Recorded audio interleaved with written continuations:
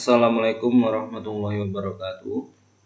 Selamat pagi, salam sejahtera buat kita semua, salam di luhur. Di pertemuan sebelumnya kita sudah membahas pengantar bagaimana dan apa yang akan kita pelajari di mata kuliah desain dan pemrograman mobile. Hari ini kita akan membahas lebih detail apa sih yang akan kita pelajari nantinya. Yaitu kita di pertemuan kedua ini saya akan menerangkan materi-materi yang akan kita pelajari di mata kuliah desain dan pemrograman mobile.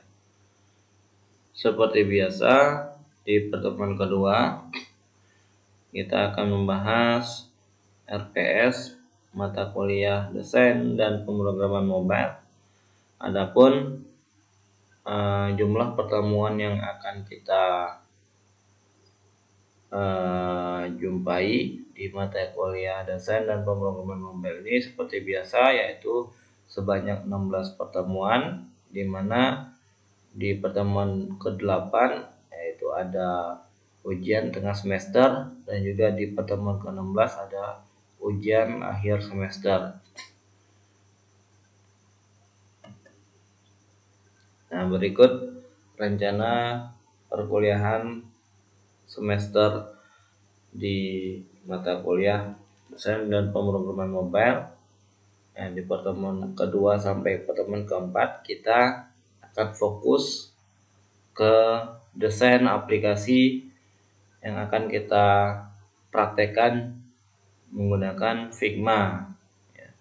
Adapun tools desain yang akan kita gunakan adalah Figma. Kita masuk di website figma.com. Selanjutnya di pertemuan ke-5 dan ke-6 kita akan membahas tools pengembangan aplikasi Android, yang kali ini di mata kuliah desain dan pemrograman mobile kita akan menggunakan aplikasi Android Studio. Adapun yang akan kita pelajari di pertemuan ke-5 dan ke-6, kita akan membahas bagaimana cara menginstal aplikasi Android Studio. Setelah kita menginstal, kita mempersiapkan emulator yang akan kita jalankan aplikasi yang kita buat. Kita bisa membuat menggunakan emulator virtual yang ada di Android Studio. Selanjutnya, kita akan menjalankan aplikasi Hello World. Jadi, pada saat kita membuat proyek pertama, itu akan muncul aplikasi Hello World. Setelah kita berhasil membuat proyek pertama, proyek baru, itu secara default aplikasi Android Studio akan membentuk defaultnya, yaitu aplikasi Hello World.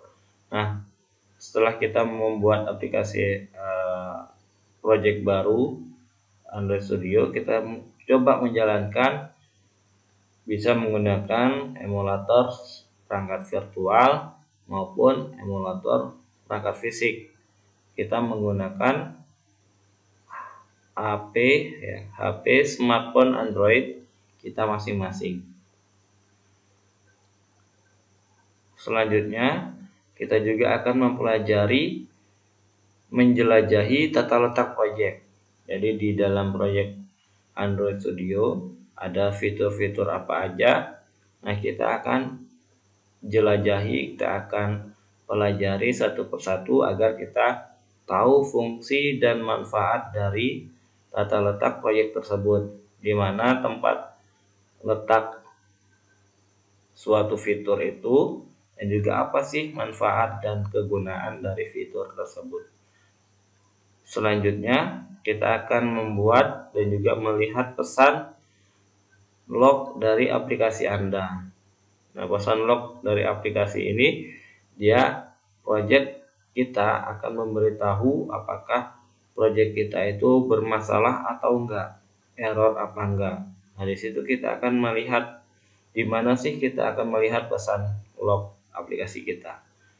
Nah, selanjutnya kita akan menjelajahi file yang namanya Android manifest.xml. Jadi di pertemuan kelima dan keenam kita akan membahas dasar-dasar Android Studio, yaitu tools untuk pemrograman membuat aplikasi Android. Selanjutnya di pertemuan ketujuh, sebelum kita akan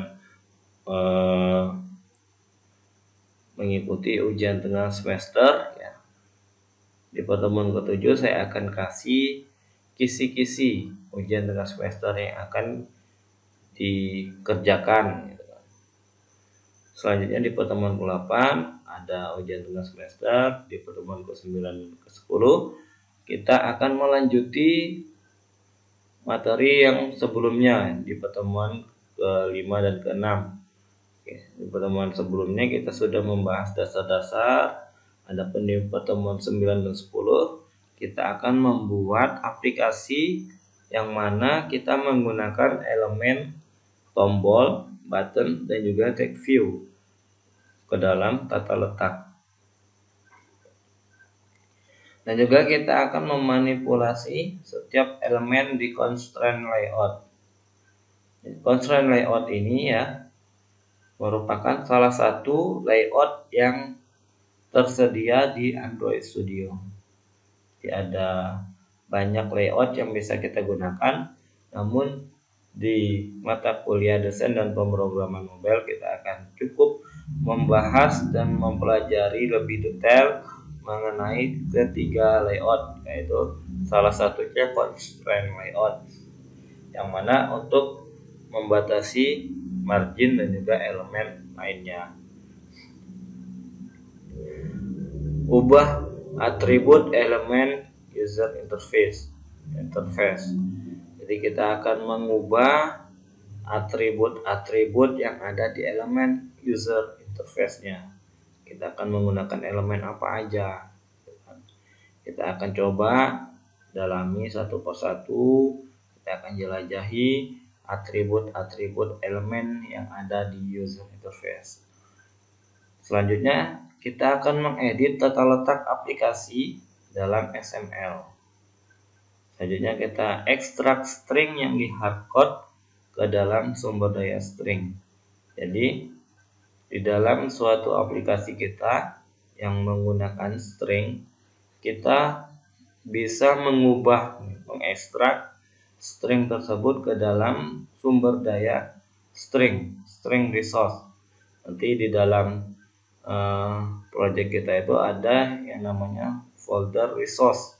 Di dalam folder resource tersebut terdapat folder string. Nah, file string tersebut itu berisi tentang elemen-elemen ataupun string-string yang akan kita gunakan di dalam aplikasi Android kita, di dalam project Android kita. Selanjutnya kita akan menerapkan metode penanganan klik untuk menampilkan pesan di layar saat pengguna mengetuk setiap tombol. Jadi setiap tombol itu kita akan kasih metode, yang mana metode tersebut tujuannya untuk menampilkan pesan yang di layar gitu. Selanjutnya di pertemuan ke-11 dan ke-13 kita akan membuat layout varian horizontal landscape orientation. Jadi yang awalnya orientasi yang kita gunakan adalah portrait. Nah, kita akan membuat jenis layout untuk horizontal ataupun landscape orientation. Selanjutnya juga kita akan membuat layout varian untuk tablet dan juga untuk display yang lebih besar. Itu seperti apa? Selanjutnya kita juga akan menggunakan baseline constraint untuk membatasi masing-masing elemen UI dengan tag.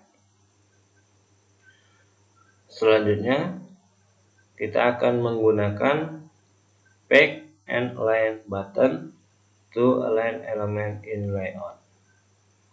Selanjutnya kita akan mengubah posisi view elemen-elemen yang ada di layout menggunakan linear layout. Tadi kita sudah membahas fokus menggunakan constraint layout. Nah, project tersebut yang menggunakan constraint layout kita ubah menggunakan linear layout itu seperti apa, menggunakan relative layout itu seperti apa. Tampilan yang sama kita akan gunakan dari ketiga layout tersebut. Itu bagaimana cara mengubahnya. Oke, di pertemuan ke-14 ada tugas rumah. Jadi materi dari pertemuan kedua sampai pertemuan ke-13 itu kita akan review kembali dengan memberikan tugas yang akan dikerjakan di rumah. Kemudian di pertemuan ke-15 seperti biasa sebelum kita menginjak di pertemuan ke-8 ataupun di pertemuan 16 yang mana yang berisi akan menghadapi ujian, kita akan memberikan kisi-kisi dari ujian tersebut. Di pertemuan 19 kita akan memberi kisi-kisi ujian akhir semester. Di pertemuan 16 kita akan mengadakan ujian akhir semester. Adapun untuk lebih detailnya akan diinformasikan apakah proyek ujiannya itu dikerjakan di rumah ataupun dikerjakan di kelas, atau bagaimana teknis untuk pengumpulannya. Itu akan diinformasikan pada hari H atau sebelum hari H, 1 minggu sebelum hari H. Oke, sekian dan terima kasih untuk pembahasan rencana pembelajaran semester untuk mata kuliah desain dan pemrograman mobile. Mungkin bagi teman-teman, bagi para mahasiswa-mahasiswi yang akan bertanya, silakan baik mengenai RPS maupun mengenai materi. Mungkin dari antara salah satu dari kalian atau salah dua dari kalian sudah mencoba atau membuka file PowerPoint yang sudah saya kasih, kemudian langsung dipraktekkan. Mungkin ada menemui suatu kesulitan, silahkan bertanya di komentar, di kolom komentar video ini ya.